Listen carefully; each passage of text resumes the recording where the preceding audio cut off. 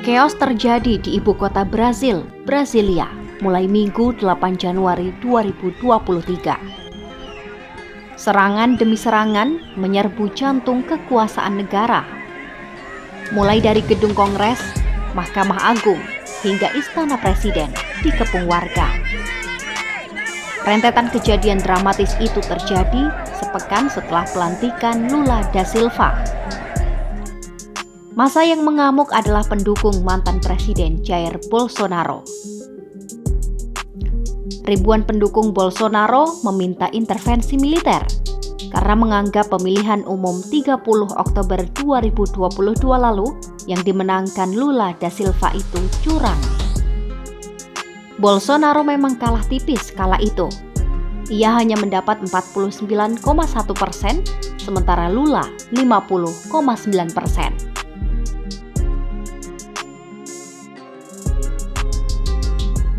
Pemilihan Presiden Negeri Samba pada Oktober 2022 lalu mempertemukan petahana sayap kanan Jair Bolsonaro dengan rivalnya dari sayap kiri, Luiz Inácio Lula da Silva. Setelah melalui masa kampanye sengit dan pahit, Lula yang pernah menjadi presiden antara Januari 2003 dan Desember 2010 mengalahkan Bolsonaro dengan selisih tipis dalam putaran kedua pada 30 Oktober. Tak terima dengan kekalahan Bolsonaro, pada 2 November 2022, warga berkumpul di luar pangkalan militer di seluruh negeri untuk meminta militer turun tangan. Massa juga memblokir jalan-jalan sebagai bentuk protes mereka.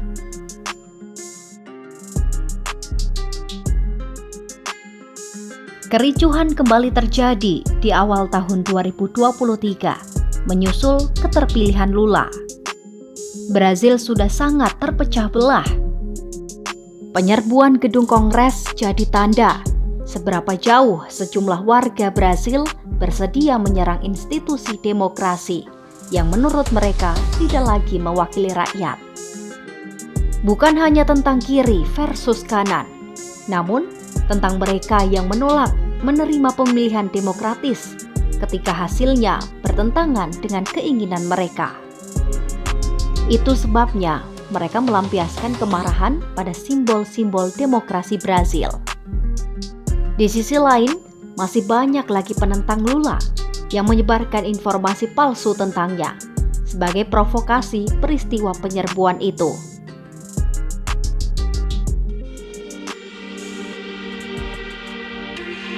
Seminggu setelah Lula da Silva dilantik pada Minggu 1 Januari 2023, kerusuhan di ibu kota Brasilia terjadi. Bolsonaro yang menolak mengakui kekalahan tak menghadiri upacara tersebut. Dirinya justru bertolak ke Amerika Serikat. Kemarahan pendukung Bolsonaro semakin meningkat ketika melihat Lula dilantik dan pindah ke istana kepresidenan. Lula da Silva dilabeli sebagai ancaman komunis bagi Brazil.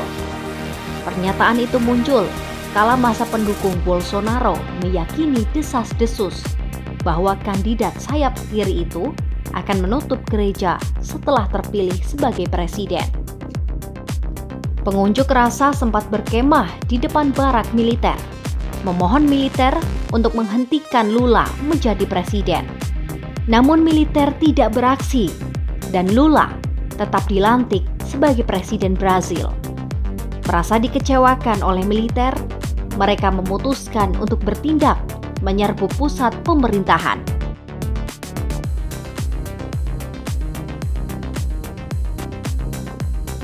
Retorika seakan memecah belah Jair Bolsonaro dan sorotannya terhadap validitas sistem pemilu Brazil yang sebagian besar dianggap menghasut kemarahan pengunjuk rasa di Brasilia. Menjelang pemilu, Bolsonaro berulang kali mengklaim bahwa sistem pemungutan suara elektronik Brazil rentan terhadap penipuan. Banyak orang Brazil yang juga mempercayai bahwa ada kecurangan dalam pemilihan itu. Meskipun usai gugatan yang diajukan oleh partai Bolsonaro ditolak oleh Mahkamah Pemilu. Alhasil, kerusuhan di jantung kota Brasilia itu membuat Presiden Lula mengutuk Jair Bolsonaro yang diduga penyebab polemik buntut Pilpres Brasil. Namun Jair Bolsonaro menolak tuduhan Lula tersebut. Usai kerusuhan, demokrasi Brasil tetap stabil meski melemah. Seberapa lama demokrasi Brasil bertahan bergantung pada Presiden Lula da Silva yang telah berjanji akan mengadili para pengacau, neofasis, dan fanatik yang berpartisipasi dalam kericuhan Brasil. Demonstrasi adalah bagian dari demokrasi. Namun, demonstrasi yang disertai kerusuhan justru melukai demokrasi itu sendiri.